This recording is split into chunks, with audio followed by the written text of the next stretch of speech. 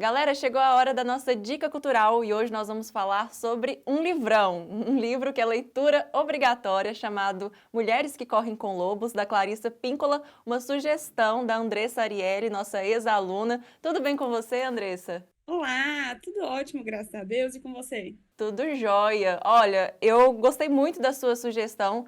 É um livro que, na verdade, a gente ouve muita gente falar, né? Muitas indicações por aí. E um livro antigo, né? Não é um livro de agora. Então, assim, eu queria que, para quem não conhece, você contasse um pouquinho do que a gente vai encontrar nessa obra, por favor. É um livro antigo, já tinha recebido há anos indicações desse livro, fiquei resistente, mas hoje eu sou arrependida de não ter começado a ler ele antes. Mas esse livro, ele é uma junção de contos que a Clarice ela fez há anos, ela é uma estudiosa, ela é uma cientista do instinto da mulher, e durante anos ela foi ouvindo mulheres, ela trabalha uma linha terapêutica e foi estudando, fazendo a pesquisa dela, a pesquisa de mestrado, a pesquisa de doutorado, ouvindo essas mulheres e estudando contos e mitos que várias culturas diferentes falam sobre mulheres. E aí ela fez esse compilado nesse livro, onde tem 19 contos. E a estrutura que é legal do livro é que esse conto, esses capítulos, eles não são subsequenciais. Então, não é uma que faz link com a outra. Então, a gente consegue fazer a leitura do livro assim de forma aleatória, porque se você ler um capítulo lá na frente, um conto lá na frente, você não perde por não ter lido antes. E ela conta o conto, como as culturas eram, de forma que ela ouviu aquele conto, e ela começa a fazer uma analogia com as coisas que a gente vive na vida, com os tabus das mulheres, com situações com família, marido, parceiro, sexo. Bem interessante, bem legal. Muito legal, ô Andressa, e acaba que alguns contos ou mitos, a gente tem, por exemplo, do Patinho Feio, que a gente ouve quando a gente é criança, né, na escola, e eles trazem reflexões que a gente nunca imaginou. Eu queria que você falasse, assim, se tem algum que te chamou a atenção em particular, né, das leituras que você já fez aí dos contos, e por quê, né, o que que trouxe, assim, chamou a atenção para você? Tem um, assim, ele é o capítulo 2, ele é bem no início do livro, que ele conta o conto do Barba Azul. Para mim, assim, foi extremamente impactante a leitura. Eu acho que eu já devo ter lido ele assim, umas 3 ou 4 vezes. Depois li e falei, nossa, a leitura é tão profunda que eu vou voltar e ler isso de novo. E ela fala sobre relacionamentos abusivos. E lá existe uma contação de história de um moço que queria casar com 3 irmãs, e aí a mais nova se interessa por ele, eles casam, ele leva ele para um castelo, então tem uma história, e aí depois ela vai discorrendo sobre cada detalhe daquela história. Então ela fala da autorresponsabilidade que a mulher tem por escolher um parceiro e de forma inconsciente ser um relacionamento abusivo, da questão da imaturidade dessa mulher, o quanto que essas escolhas fazem também com que a gente amadureça depois que a gente passa pela situação, o quanto que elas são necessárias. Então, existe toda uma narrativa em torno disso.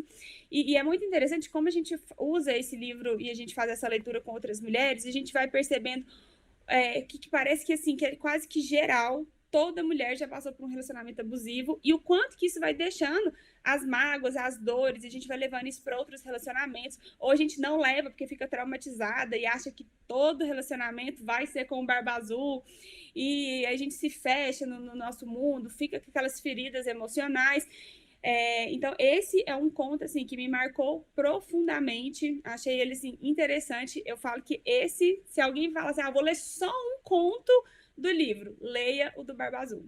Perfeito. E como você está dizendo, você consegue, né, então, ler o livro aí picado, né, aos pouquinhos, não é uma leitura que você vai fazer num fim de semana, em uma semana, porque igual você disse, você leu 4 vezes, né, o mesmo conto, então é algo para refletir mesmo. É um convite, né, que a autora deixa para o autoconhecimento, né, Andressa? Para quem já está nessa trilha do autoconhecimento, sabe o quanto que se auto é uma coisa dolorosa. Eu, pelo menos, eu acho. O processo de terapia, o processo de olhar para dentro é uma coisa doída, assim. Eu não acho que é a coisa mais gostosa do mundo se conhecer. A gente escuta coisas que a gente não quer escutar, a gente tem que falar de assunto que a gente não quer falar, tem que mexer na ferida. Então, se eu falo, não existe leveza no autoconhecimento. E até dentro da leitura do livro, tem hora que você lê algumas coisas que eu sinto assim no físico, falo, nó, que murro no estômago isso aqui. Eu fecho o livro porque eu preciso digerir aquilo. Eu falo, não, essa leitura foi muito pesada aqui. Tanto que eu falo, não leiam esse livro antes de dormir. Ele não é aquele livro que te traz aquela paz espiritual e fala, nossa, que relaxante, que reconfortante foi essa leitura, agora eu vou dormir. Não, é aquela leitura assim que você fica assim, te incomodando, fica pensando sobre aquilo. Então, ela é uma leitura assim, para degustar, para ir devagar, para ir entendendo. E para quem não tem facilidade, que eu sou essa pessoa, assim, eu sou uma pessoa muito literal, eu não sou essa pessoa da filosofia. Então, quando eu leio uma coisa que tem que dar uma viajada, eu tenho um pouco de dificuldade. Então, eu tenho que ir devagar, eu tenho que entender o que ela quer dizer com aquilo, depois a interpretação. Então, é um negócio não é para ficar comendo o livro, e até porque o livro é gigante, quem ainda não viu, assim, deixa eu até olhar aqui, ele é um livro grande, e ele é um livro lindo, vê? 570 páginas, então você não vai ler isso no final de semana, além que a leitura é densa, tem que ler, digerir e depois ler de novo. Eu acho que deve acontecer isso com todo mundo que lê o livro, assim, de pensar que precisa dar uma parada e depois retornar. Então, acho que não é só com você, viu, André, essa experiência. E é um livro, né, que como eu comentei, antigo. A gente fala antigo, não é tão antigo assim, mas são 3 décadas e extremamente atual, né, para você dizer aí que é como se fosse, sei lá, um tapa na cara, um murro no estômago. A gente vê, então, que esse convite e, às vezes, essas dores, essas situações, elas vêm de muito tempo, né? O que ela estudou, então, lá atrás, ainda faz todo sentido hoje. Exatamente. E, assim, é bom para a gente ir percebendo que os desafios que a mulher enfrenta não são desafios atuais. Às vezes eles mudam de cara, eles mudam de tom, mas se a gente conversar com as nossas avós, a gente vai entender que os desafios que elas enfrentaram são os mesmos que a gente está enfrentando. E se a gente não começar a conversar sobre isso, nós mulheres, e também fica o convite para os homens entrar no diálogo, também fazer a leitura e também falar sobre isso, sexo vai continuar sendo um problema para as mulheres, a relação, os relacionamentos abusivos, a maternidade, como sempre foi, se a gente não começar a trazer a pauta, falar sobre isso, deixar isso clarear, vai continuar sendo um problema, e daqui 60 anos, mulheres que correm com lobos vão continuar sendo um livro que vai doer, porque a tendência é não mudar. Se a gente não mudar agora, a tendência é não mudar, é continuar do mesmo jeito. Ótimo. E por que esse nome, Andressa, Mulheres que Correm com Lobos? O primeiro conto que ela traz, ela fala das mulheres selvagens. E ela conta um conto e ela faz uma analogia com a história dos lobos. O quanto o lobo ele é perspicaz, ele é inteligente, ele anda em matilha. E aí ela faz essa analogia com essa mulher, que nós somos essas mulheres inteligentes, estratégicas, que cuida dos filhotes, que alimenta a manada, que espera o outro, perspicaz, que presta atenção nos detalhes. E ela faz uma analogia com outros animais que às vezes dão uma bobeira, acabam sendo em alguma situação. E aí que as mulheres que correm com os lobos são as mulheres como nós, que estamos enfrentando o desafio, que estamos dando a cara a tapa, que estamos dando conta da vida. Nós, tão simples quanto isso, nós mulheres. Perfeito. E tem uma parte do livro que fala um pouco sobre a morte, só que a morte de um jeito diferente, né? Queria que você comentasse um pouquinho a respeito, por favor. Ela fala sobre essa questão o jeito que ela chama lá, morte, vida, morte. E aí ela fala da mudança, da reconstrução e dessa ambiguidade que toda mulher tem dentro de si.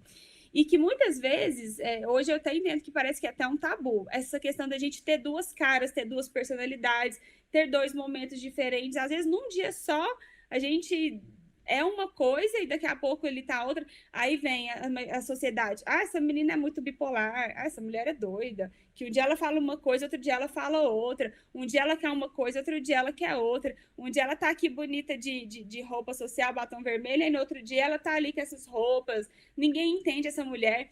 E ela fala dessa essência de que nós somos assim mesmo. E que pra gente deixar nascer essas outras mulheres diferentes, a gente tem que viver esse processo de morte, vida, morte e vida, e que é um processo infinito. Enquanto houver vida, haverá também a morte. Que todo dia a gente mata uma Andressa para nascer outra. Todo dia mata uma Larissa para nascer outra. E que o quanto a gente não consegue lidar com isso, que a gente fica apegada na mulher antiga, e às vezes até as pessoas ao nosso redor falam assim: nossa, Larissa, mas você não era assim. Por que você está fazendo desse jeito? E é a hora da gente trazer a mulher loba dentro e falar: não, eu não era mesmo, mas agora eu sou. Agora eu sou.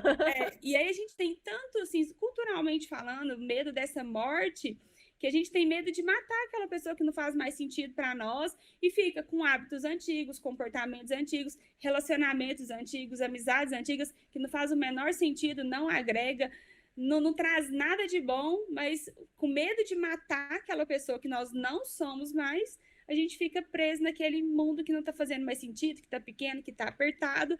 Então, ela traz essa questão da vida, morte, vida, e que às vezes é morte, vida, morte, para essas mudanças, para essas múltiplas caras que a mulher já tem, porque isso já é nosso, e que a gente não vê isso com bons olhos. A gente acha que isso é ruim, ter duas personalidades, ter momentos diferentes, mudar de comportamento, mudar de roupa, mudar de emprego, mudar de relacionamento. A gente entende como se isso fosse ruim, mas ela traz uma perspectiva totalmente diferente dessa morte, de deixar morrer. Deixa morrer, que depois da morte tem a vida. Maravilhoso. Essa é a perspectiva que ela traz e é muito interessante também. Adorei, Andressa. Olha, pela sua fala dá para a gente entender, né, o quanto o livro convoca, né, para uma verdadeira transformação. Eu quero te agradecer muito pela sua participação, por essa sugestão aqui. Adorei, espero que o pessoal de casa também curta e valeu, viu? Gente, eu que agradeço o espaço, poder falar do assunto é importante. Primeiro, a leitura, que independente do que a gente estiver lendo, sempre vai ser benéfico, mas esse assunto específico que traz essa reflexão para o mundo das mulheres, eu quero deixar o convite para vocês que são mulheres, que se interessaram em ler o livro, comprem o livro, e eu tenho uma reunião com amigas que a gente faz mensalmente. A gente senta para tomar um vinho e discutir um capítulo do livro. Façam isso, assim, a gente está rendendo bons assuntos, boas reflexões, boas mudanças, e partilhar para a gente entender que o problema não é com a gente, isso acontece com outras mulheres, e que juntas a gente se fortalece, a gente divide a nossa dor, a nossa angústia, aí há um conselho ali, a gente escuta e vai fortalecendo. Então façam isso, e não é uma leitura para mulher, apesar que ela pega todo o arquétipo da mulher.